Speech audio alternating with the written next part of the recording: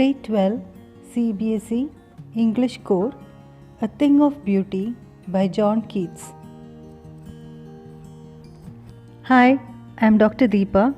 In my previous videos, I had explained more about the poet, background of the poem, and also the first 5 lines of the poem A Thing of Beauty. Now in this session, we will look into the remaining lines of the poem, its analysis, structure, poetic devices, and the message of the poem.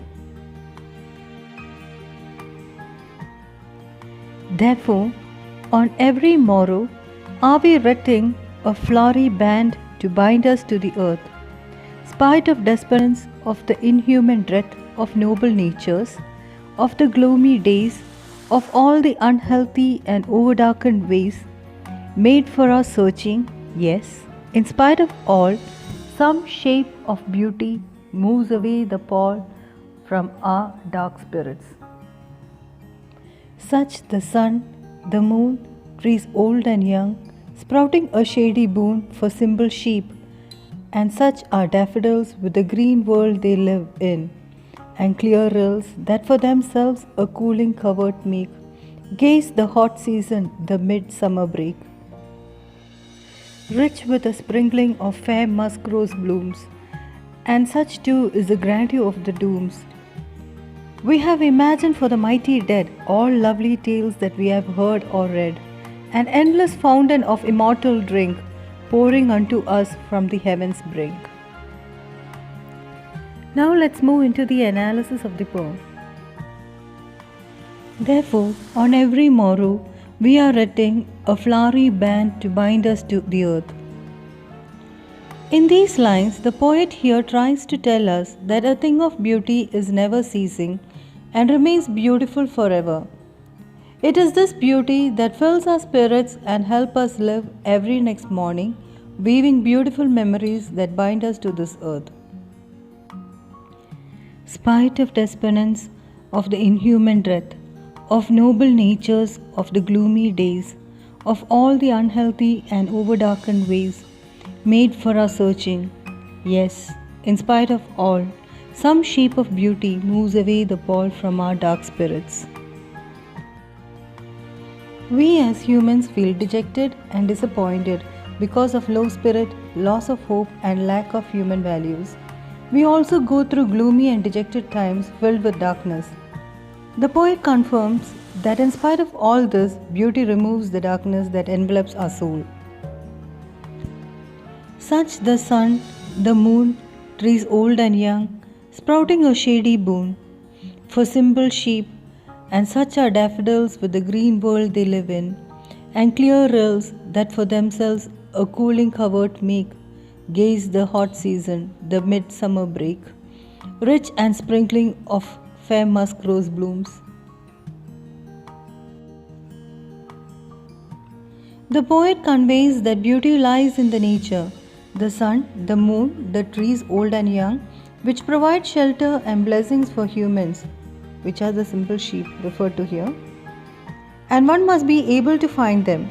He further says that daffodils which live in the world of green plants and small rivers which cool and bushy thickets in the hot season are examples of beauty.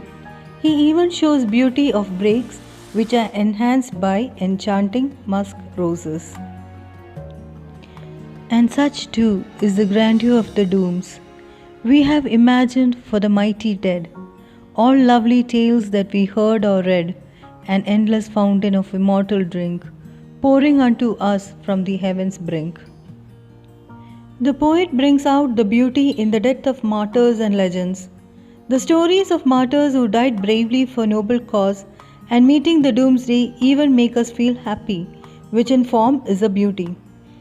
In the concluding couplet, the poet compares this beauty to a fountain which is initiated from the heaven's corner, as though it's a message of God. The fountain runs immortally, producing heavenly nectar to the people for their peace, happiness, and enabling the strength to fight the odds of life. Now let's examine the structure of the poem. The poem is the book 1 of Endymion, consisting of 24 lines.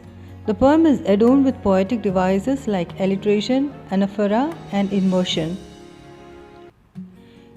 poetic devices in use.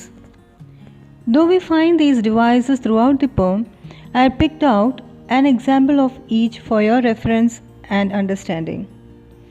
Inversion, aviratting, alliteration, symbol sheep, anaphora, of noble, of all the, antithesis, old and young. Let's see what are these devices and how they make an impact on the poem. In inversion, normal order of words is reversed in order to achieve a particular effect of emphasis. Alliterations are two or more words in a phrase or line of a poetry share the same beginning consonant sound. Anaphora is a repetition of a word to intensify the overall meaning. Antithesis, they are opposite ideas put together in a sentence to achieve a contrasting effect. To conclude, let's look into the message of the poem. A thing of beauty is a joy forever. It transcends time and will never fade away.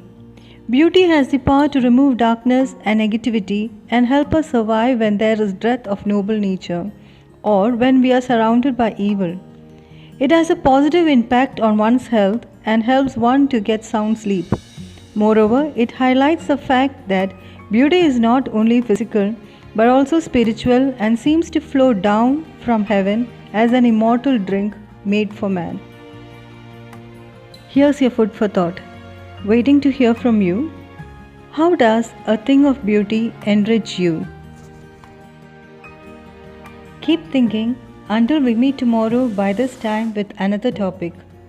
Feel free to drop in your answers, comments, and topics in English language which you would like me to develop for you. Now, can I repeat my usual phrase? If you like the content, please share, hit the like button and subscribe the channel. If you want to see more of these videos, hit the bell icon. Thank you.